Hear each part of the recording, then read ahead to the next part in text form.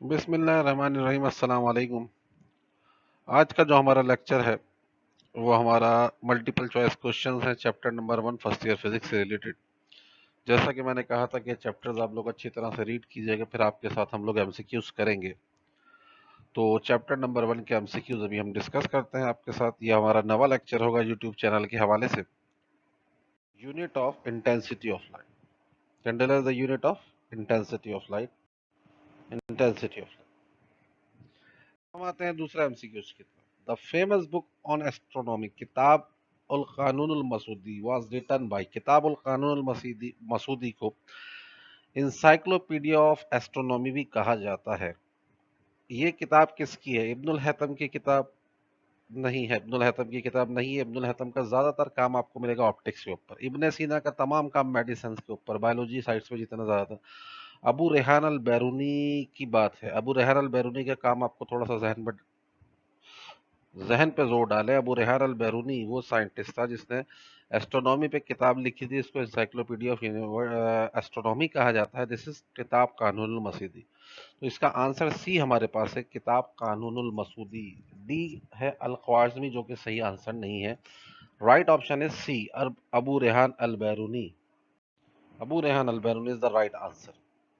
अब आते हैं तीसरे एमसीक्यूज की तरफ। Pin hole camera was invented by. Pin hole camera बच्चों को भी पता है कि किसने इजाद किया था, जिसने ऑप्टिक्स पे काम किया था। और ऑप्टिक्स पे किसने काम किया था? You all know very well, Ibnul Haitham ने काम किया था। तो इसका राइट ऑप्शन हमारे पास, या राइट आंसर हमारे पास इब्नुल हैतम है। इब्न सीना मेडिसिन के हवाले से मशहूर है। अबू रेहान अल बैरूनी ने आपके पास डायमीटर ऑफ अर्थ मालूम किया था, यू कैन से। और उन्होंने किताब कानूनुल मसूदी लिखी थी। अल ख्वारिज़मी ने अलजबरा पे बहुत काम किया था। ये अभी मैं पहले ही बता रहा हूँ कि जो क्वेश्चन अभी आएंगे वो इनसे रिलेटेड आएंगे। तो इसका राइट ऑप्शन हमारे पास ए यानी कि इब्नुल हैतम है। Ibn al Haitham. अच्छा, the number of significant figures इन 0.003040, क्या ऑप्शन ऑप्शन होगा इसका? सिग्निफिकेंट फिगर्स आपने पढ़ा होगा। सिग्निफिकेंट फिगर्स में जो पॉइंट्स वाले नंबर्स होते हैं उनमें लेफ्ट वाले जीरो शामिल नहीं किए जाते, या पॉइंट के बगैर वाला नंबर भी जो होता है उसमें भी लेफ्ट वाले जीरो शामिल नहीं किए जाते। यहाँ पे थ्योरी थोड़ी सी डिस्कस कर रहे हैं। लेकिन जो आपके पास पॉइंट वाले नंबर्स होते हैं उनमें राइट के जीरोस को काउंट किया जाता है। तो अब लेफ्ट के जीरो, 0 हटा दें, 0.00 ये भी हटा दें। इसमें कितने सिग्निफिकेंट फिगर रहेगा? 3040, यानी कि 4 सिग्निफिकेंट फिगर। इसका राइट ऑप्शन है 4। ना 3 है, ना 5 है, ना 6 है। तो राइट ऑप्शन इज 4, यानी कि बी ऑप्शन करेक्ट आंसर हो गया इसका 4। पांचवें एमसीक्यूज की तरफ चलते हैं। द ऑथर ऑफ अल कानून फित तिब वास, क्या इब्नुल हैतम है? इब्नुल हैतम नहीं हो सकते, क्योंकि इब्नुल हैतम ने ज्यादातर काम ऑप्टिक्स पे किया। इब्ने सीना ने ज़्यादातर काम जो है बायोलॉजी पे किया। आप ये कह सकते हैं कि इब्ने सीना ने जो काम किए थे, उनकी दो मशहूर किताबें थी, कानून फित तिब और अल शिफा। इन्होंने सबसे पहले सिरिंज का कॉन्सेप्ट दिया था। मेडिसिन में जितना भी काम है इब्ने सीना का आपको नज़र आता है। तो इसका जो ऑप्शन है वो बी है। अबू रेहान अल बैरूनी भी नहीं है और अल राजी भी नहीं है। तो राइट ऑप्शन इज इब्ने सीना। तो पांचवा एमसीक्यू का आंसर देखते हैं क्या। राइट ऑप्शन इज इब्ने सीना। अब आते हैं छठे एमसीक्यूज की तरफ। The father of modern optics. Modern optics के फादर कौन है? अभी मैंने बताया है आप लोगों, एक ही जवाब आपका होना चाहिए। ऑप्टिक्स पे किसने काम किया है? इब्नुल हैतम ने। तो हमारे पास इसका राइट ऑप्शन क्या है? इसका राइट ऑप्शन इब्नुल हैतम होना चाहिए, वही है मेरे ख्याल से। इब्ने सीना ने मेडिसिन पे ज़्यादातर काम किया। अबू रेहान अल बैरूनी को आपको मैं बता चुका हूँ, बार बार नहीं बताऊंगा। अल राजी ने मोनोग्राफ्स पे काम किया था। तो इसका राइट ऑप्शन इब्नुल हैतम, यानी कि ए इसका राइट ऑप्शन होना चाहिए, और वही है इब्नुल हैतम। तो हमारे 6 एमसीक्यूज हो गए हैं। 22 एमसीक्यूज में से 6 डिस्कस कर लिए। The first comprehensive book on light, Kitab al Manazir, light के ऊपर, ऑप्टिक्स के ऊपर किसका काम नजर आता है आपको? लाइट के ऊपर, ऑप्टिक्स के ऊपर आपको किसका काम नजर आता है? तो हम देखते हैं। इब्नुल हैतम पहला ही नाम है जो आपके जहन में, इब्नुल हैतम आते ही बोला होगा आपने कि यही सही आंसर है। इब्ने सीना नहीं, अबू रेहान अल बैरून नहीं, अल राजी नहीं है। Ibn al Haytham is the right option. So Ibn al Haytham is the right option, right. अब आते हैं 8वें एमसीक्यूज की तरफ। The number of 869.040 has significant figure. Points के बाद राइट हैंड के जीरो की अहमियत हो जाती है। दोबारा बताऊंगा, दोबारा। लेफ्ट वाले की वैल्यू चाहे पॉइंट हो नंबर में या ना हो, लेफ्ट वाले जीरो की कोई अहमियत नहीं होती। अगर पॉइंट ना हो तो राइट वाले की भी अहमियत नहीं होती, लेकिन अगर पॉइंट नंबर में डला हुआ है पूरे नंबर में तो राइट वाले डिजिट की वैल्यू होती है। तो there are 6 significant figures 869.040 all are significant figures. There are 6 significant figures. जिस आंसर हमारे पास यहाँ पे आपको क्या नजर आता है? 3 नहीं है, 4 नहीं है, 5 नहीं है, राइट ऑप्शन हमारे पास 6 होगा।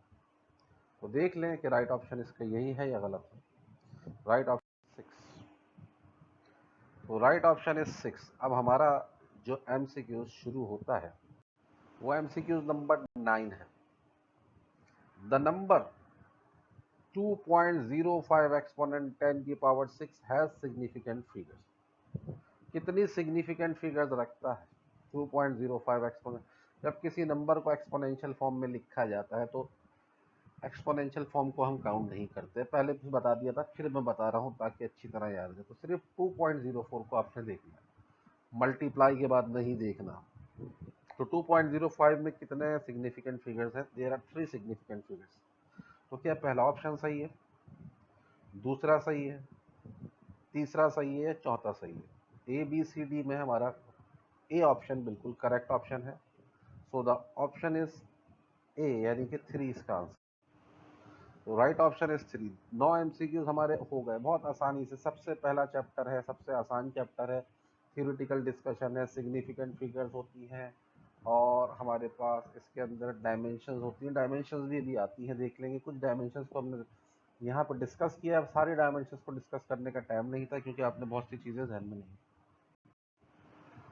The number 0.00540 has significant figures. अब मैं बार बार नहीं बता सकता कि राइट के जीरो, लेफ्ट के जीरो। मुझे सिर्फ और सिर्फ इतना बताएं कि इसमें कितनी सिग्निफिकेंट फिगर्स होनी चाहिए। पॉइंट के बाद राइट का जीरो काउंट होता है, ये तीनों जीरो बेकार। 1 2 3 4, देयर आर 4 सिग्निफिकेंट फिगर्स। यहाँ पे हमारा न पहला ऑप्शन है, न तीसरा ऑप्शन है, न चौथा ऑप्शन है। यहाँ पे हमारा ऑप्शन है बी, यानी कि there are 4 significant figures in this number. इस नंबर के अंदर हमारी 4 सिग्निफिकेंट फिगर्स होंगी। देखते हैं, तो हमारा राइट ऑप्शन है 4 सिग्निफिकेंट फिगर्स। हम आते हैं 11वें एमसीक्यूज की तरफ। Law of reflection and refraction were given by matrix से पढ़ रहे हैं हम। लॉ ऑफ रिफ्लेक्शन किसने दिया था? लॉ ऑफ रिफ्लेक्शन किसने दिया था? Laws of reflection, laws of reflection की तरफ मैं नहीं जाना चाहूंगा। अब देखते हैं अलराजी। अलराजी ने दिया था क्या? अलराजी ने मोनोग्राफ्स पे काम किया, जो आपकी बुक में। काम तो बहुत किया है उन्होंने, ऐसा नहीं कि काम नहीं किया। They have a lot of contribution in the field of science. All scientist, I am talking about all scientist. Ibn Sina work in the field of medicine. Abu Rehan Al Biruni ने भी बहुत काम किया है एस्ट्रोनॉमी के ऊपर। जो reflection, refraction, light और ऑप्टिक्स पे पूरा काम है वो हमारा है इब्नुल हैतम का। So the right option is D. यहाँ पर हमारा राइट ऑप्शन आता है डी के बराबर। डी है हमारा right option, Ibn al Haytham. Right option हो गया इब्नुल हैतम। हमारे 11 एमसीक्यूज गुजर चुके हैं। अब हम आते हैं 12 एमसीक्यूज की तरफ। आप ये बताइए कि कौन सा मुस्लिम साइंटिस्ट जो गुजरा है वो मैथमेटिशियन तो था ही, मैथमेटिक्स में उसका बहुत काम था, और उसके साथ साथ वो पोएट भी था। रुबाइयाँ लिखते थे उस ज़माने में। रुबाइयाँ क्या होती हैं, एक अलग गुफ्तगू है, एक अलग बहस है, इस पर बाद में बात होगी। मैथमेटिशियन थे बहुत बहुत बड़े। इनका काम हमारी बुक में तो नहीं है, लेकिन लीप ईयर का जो कॉन्सेप्ट है ये इन्होंने इंट्रोड्यूस कराया। कौन से साइंटिस्ट थे? क्या वो अलराजी हैं? नहीं, अलराजी नहीं है। इब्न सीना नहीं है, इब्न सीना ने मेडिसिन पे काम किया। ना ही इब्नुल हैतम है वो साइंटिस्ट। वो हमारे उमर खय्याम है। उमर खय्याम का नाम सुनते ही जहन में इनकी शायरी आ जाती है। सो एक ऐसा साइंटिस्ट जो मैथमेटिशियन भी था अपनी फील्ड का और शायरी भी करता था, वो हमारे पास कौन है? Omar Khayyam. Right option is Omar Khayyam. अब सवाल हमारा 13 है। Al Biruni is famous for finding out the. Al Biruni के क्या काम थे? काम तो खैर बहुत थे इनके। इन्होंने क्या मालूम किया? मास ऑफ अर्थ मालूम किया। मास ऑफ अर्थ नहीं मालूम किया, क्योंकि मास ऑफ अर्थ तो न्यूटन लॉ ऑफ ग्रेविटेशन के बाद निकला था, और डेंसिटी ऑफ अर्थ भी उसी से ही निकला था। वेलोसिटी ऑफ अर्थ भी मालूम नहीं किया था इन्होंने, डायमीटर ऑफ अर्थ मालूम किया था। तो अल बैरूनी के जो खिदमात हैं उनमें एक ये भी बहुत बड़ा कारनामा है कि उन्होंने डायमीटर ऑफ अर्थ मालूम किया था, जिसकी मदद से आपने रेडियस निकाला था, और फिर आप उसकी मदद से कैलकुलेशन करते हैं, मास ऑफ अर्थ वगैरह में काम आती है। अल बैरूनी का बहुत बड़ा काम है। इसकी पूरी एक स्टोरी है कि किस तरह से उन्होंने मालूम किया था। खैर, अल बैरूनी का काम है डायमीटर ऑफ अर्थ मालूम करना। Simple is that. Diameter. The term logarithm was invented by log, जो मैट्रिक में पढ़ते थे। ये हमारे सर पे किसने डाला था ये काम? अल बैरूनी ने। अल बैरूनी ने बताया था कि लॉगरिथम क्या होती है। अल ख्वारिज़मी ने बताया था, उमर खयाम ने बताया था, अल राजी ने बताया था। किस साइंटिस्ट ने लॉगरिथम बताई थी? अलजबरा पे किसने काम किया था सबसे ज़्यादा? फादर ऑफ अलजबरा कौन कहलाते हैं? Al Khwarizmi. तो ये काम किसने किया था? टर्म लॉगरिथम इजाद करने वाले साइंटिस्ट हमारे पास हैं अल ख्वारिज़मी। तो the right option is al Khwarizmi. अच्छा जी, 15वें एमसीक्यूज की तरफ आते हैं। इब्ने सीना was famous for his research in the field of physics. बहुत से लोग बोलेंगे फिजिक्स की बुक में नाम है तो फिजिक्स भी आंसर होगा, केमिस्ट्री में नाम नहीं है। इनका काम जो है, टोटली काम इन्होंने किया है अपना मेडिसिन के ऊपर। मेडिसिन में पूरा इनका काम है। तो इब्ने सीना मैं पहले ही बता चुका हूँ, इनकी 2 किताबों के भी नाम मैं बता रहा हूँ। अगर एमसीक्यूज मैंने पूछे हो ना पूछे हो, वो अक्सर आ जाते हैं। अल शिफा और किताब अल कानूनुल मसूदी किसने लिखी है? वो अल इब्ने सीना ने लिखी। तो मेडिसिन में इनका काम। हमारे 15 एमसीक्यूज हो गए। ज़्यादा एमसीक्यूज मैंने डिस्कस नहीं की। एक छोटा सा लेक्चर बनाया था कि चैप्टर नंबर 1 पढ़ लो, उस पर एमसीक्यूज डिस्कस कर लेते हैं। 16वां MCQ, thermodynamic unit of temperature. Thermodynamic unit temperature क्या क्या है? एसआई यूनिट की यहाँ पे बात हो रही है, सेंटीग्रेड, फ़ारेनहाइट, केल्विन और सेल्सियस। तो यहाँ पे हमारे पास थर्मोडायनामिक यूनिट ऑफ टेम्परेचर है केल्विन। तो केल्विन हमारे पास राइट ऑप्शन होगा। यहाँ पे इसका राइट ऑप्शन हम देखते हैं कि क्या है। Kelvin is the right option. Kelvin के ऊपर डिग्री नहीं डालते, ये दोबारा बता रहा हूँ, एडिशनल बातें बता रहा हूँ। सेल्सियस या सेंटीग्रेड बोथ आर एक सेम थिंग, बोथ आर एक ही चीज़। सेंटीग्रेड के ऊपर डिग्री का ऑप्शन डालते हैं, फ़ारेनहाइट के ऊपर डिग्री का ऑप्शन डालते हैं, सिंबल डालते हैं, सॉरी, ऑप्शन में। तो केल्विन इसका राइट आंसर। आ जाते हैं अगला। Light year is the unit of, Urdu में कहते हैं नूरी साल। नूरी साल की, कितने नूरी साल की मुसाफत पे कोई सैयारा है या सितारा है, हम जो बात करते हैं, तो एक्चुअल में क्या अंदाजा हो कि कितने नूरी साल की मुसाफत पे, कितने फासले पे। बहुत से लोग बोलते हैं लाइट ईयर, ईयर लिखा हुआ है, फौरन लगाओ टाइम। ऐसा नहीं है भाई, ऐसा नहीं है। Light year is the unit of distance. Distance का यूनिट होता है। Light year is the unit of distance. Distance का यूनिट है लाइट ईयर। वेलोसिटी नहीं है, इंटेंसिटी नहीं है, टाइम नहीं है। So the right option is distance. Right option हो गया हमारे पास डिस्टेंस। ठीक है, आते हैं 18वें एमसीक्यूज की तरफ। जब हम पहले चैप्टर के दूसरे पेज पे जाते हैं, मुस्लिम साइंटिस्ट से पहले हमारा आता है कि हिस्ट्री ऑफ फिजिक्स में बात करते हैं कि चाइनीज़ ने पेपर इजाद किया था। पीपल ऑफ इंडस वैली जो थे Pioneer of the decimal system थे। तो उसके बाद हमारा आता है ये आर्शिमिदस वगैरह का दौर। ये इस्लाम से पहले की साइंटिस्ट बात हो रही है, आर्शिमिदस।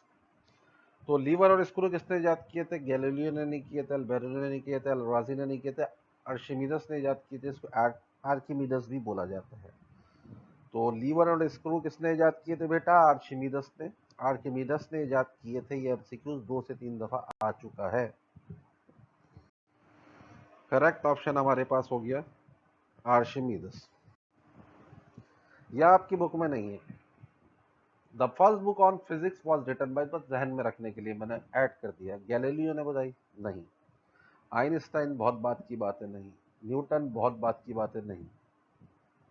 ठीक है, गैलीलियो, आइंस्टाइन, न्यूटन, ये हमारे पास 16वीं 17वीं सदी की बातें चलती हैं सारी, 15वीं 16वीं 17वीं। एरिस्टोटल, ये बिफोर क्राइस्ट के साइंटिस्ट है, बहुत पुरानी बात है, इसको उर्दू में अरस्तू कहते हैं। तो अरस्तू ने पहली बुक लिखी थी फिजिक्स की। Aristotle is the right answer. The unit of amount of substance, amount of substance की यूनिट क्या होती है? अमाउंट ऑफ सब्सटेंस की यूनिट हमारे पास होते हैं, क्या होते हैं भाई बताएं आप लोग? कैंडेला होते हैं, मोल होते हैं, न्यूटन होते हैं, लाइट ईयर होते हैं। तो अमाउंट ऑफ सब्सटेंस के जो यूनिट होते हैं वो मोल होते हैं। सही है जी। तो राइट आंसर हमारा मोल हो गया, देखते हैं, मोल हो गया, मोल हो गया। ठीक है जी, हो गया भाई। T-2, दोबारा जरा इस पर गौर कर लेते हैं। ml² T-2, kinetic energy half mv² यानी mv² होती है। मास की जगह क्या आ गया आपके पास? m, L²/T²। तो राइट ऑप्शन इसके पास हमारे पास बी ऑप्शन ही, अगर किसी ने इसको गलत लिख दिया तो ठीक है, लेकिन राइट हमें नजर आता है कि बी ऑप्शन है, ml² T-2। ml² T-2, इसको मैं भी अपने पास सही कर लूंगा, आप लोग भी इसको सही कर लीजिएगा। करेक्ट आंसर है ml² T-2। The famous book किताब अल जबर अल मुकाबला वाज रिटन बाय, किसने लिखी थी किताब अल जबर वल मुकाबला? किस साइंटिस्ट ने लिखी थी? अल बैरूनी ने, अल राजी ने, ख्वारिज़मी ने, इब्न सीना ने? तो ये अल ख्वारिज़मी ने लिखी थी, ये अलजबरा के ऊपर किताब थी। अलजबरा के जो बानी है, फाउंडर ऑफ मॉडर्न अलजबरा भी अल ख्वारिज़मी को ही कहा जाता है। तो इसका हमारे पास क्या है? अल ख्वारिज़मी। तो यह